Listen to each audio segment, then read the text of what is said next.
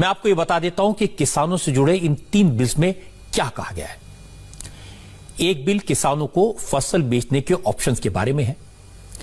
अभी जो सिस्टम है उसके हिसाब से किसान अपनी फसल को दूसरे राज्यों में जाकर नहीं बेच सकते और उसे मंडी में ही अपनी फसल बेचनी होती है और बिचौलिए इसका भरपूर फायदा उठाते हैं। यह अब तक होता रहा है।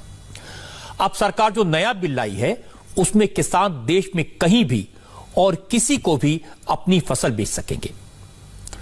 विरोधी दलों का इल्जाम है कि इस तरह से एपीएमसी यानी मंडियां खत्म हो जाएंगी। मंडियां खत्म हुई तो किसानों को मिनिमम सपोर्ट प्राइस एमएसपी नहीं मिलेगा।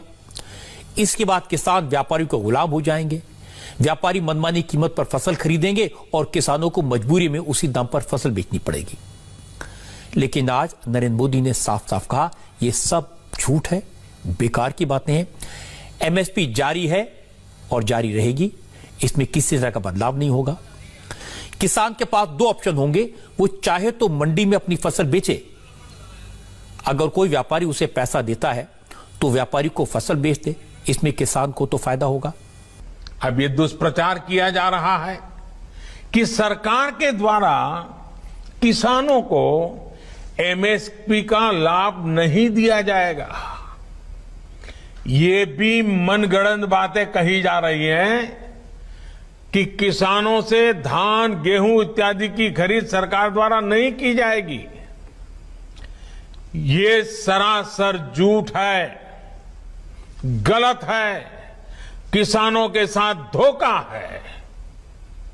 हमारी सरकार किसानों को एमएसपी के माध्यम से उचित मूल्य दिलाने के लिए प्रतिबद्ध है।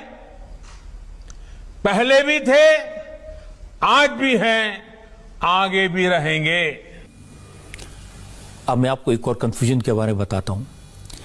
एपीएमसी को लेकर किसानों को बताया जा रहा है कि केंद्र सरकार के कानून से मंडियां कमजोर होंगी और इसका असर आने वाले सालों में दिखाई देगा। कहा जा रहा है कि 1-2 साल तक तो कंपनियां किसानों से उनकी फसल एमएसपी से ज्यादा दाम पर खरीदेंगी, लेकिन जब मंडियां खत्म हो जाएंगी तो कंपनियां मनमानी करेंगी। इस पर भी प्रधानमंत्री मोदी ने साफ साफ कहा एपीएमसी एक्ट को लेकर किसानों को गुमराह किया जा रहा है। अब तक तो किसान सिर्फ मंडियों में अपनी फसल बेचते हैं। अब किसानों को जहां सही दाम मिलेगा वहां अपनी फसल बेचने की आजादी होगी। इससे किसानों को ज्यादा दाम मिलेंगे, फायदा होगा। सरकारी खरीद भी पहले की तरह जारी रहेगी। कोई भी व्यक्ति अपना उत्पादन जो भी वो पैदा करता है दुनिया में कहीं भी बेच सकता है, जहां चाहे वहां बेच सकता है। अगर वो कपड़ा बनाता है जहां चाहे बेच सकता है, वो बर्तन बनाता है कहीं पर भी बेच सकता है, वो जूते बनाता है कहीं पर भी बेच सकता है। लेकिन एकमात्र केवल मेरे किसान भाई बहनों को इन अधिकारों से वंचित रखा गया था,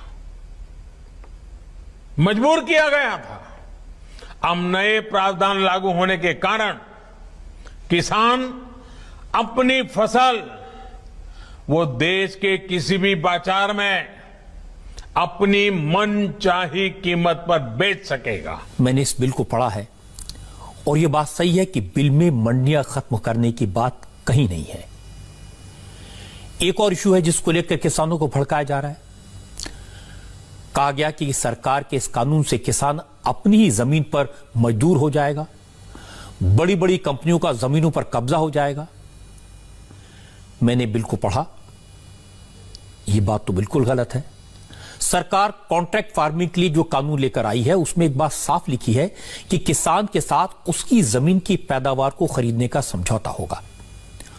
वो ज्यादा से ज्यादा 5 साल के लिए हो सकता है, लेकिन इस दौरान जमीन को खरीदने, उसे गिरवी रखने या लीज पर लेने का कोई प्रोविजन नहीं होगा।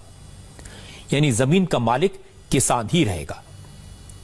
दूसरी बात यह कि फसल बोने से पहले उसकी पैदावार को खरीदने का समझौता होगा, उसकी कीमत तय होगी और व्यापारियों को किसान के खेत से फसल उठानी होगी और तुरंत 2/3 भुगतान करना होगा, बाकी 1/3 भुगतान अगले 3 दिन में करना होगा। लेकिन किसानों को गुमराह किया जा रहा है यह कहकर कि सरकार किसानों की जमीनों को बड़ी बड़ी कंपनियों के हवाले करने की साजिश कर रही है। इसीलिए आज नरेंद्र मोदी ने कहा कि सरकार जो विधेयक लाई है वो किसानों के लिए नई आजादी जैसा है। इन कानूनों के लागू होने पर किसान के पास अपनी फसल बेचने के ज्यादा ऑप्शन होंगे। इन सुधारों से किसानों को अपनी उपज बेचने में और ज्यादा विकल्प मिलेंगे और ज्यादा अवसर मिलेंगे। मोदी ने कहा कि किसान ऐसे लोगों से सावधान रहें जिन्होंने दशकों तक देश पर राज किया और आज किसानों से झूठ बोल रहे हैं। मोदी ने कहा कि विपक्षी दल बिचौलियों के साथ खड़े हैं और किसानों को लूटने वालों को बचा रहे हैं। ऐसे लोगों से सावधान रहें जिन्होंने दशकों तक देश पर राज किया और जो आज किसानों से झूठ बोल रहे हैं। वो लोग किसानों की रक्षा का ढिंढोरा पीट रहे हैं, लेकिन दरअसल वे किसानों को अनेक बंधनों में जकड़कर रखना चाहते हैं। वो लोग बिचौलियों का साथ दे रहे हैं। वो लोग किसानों की कमाई को बीच में लूटने वालों का साथ दे रहे हैं। किसानों को अपनी उपज देश में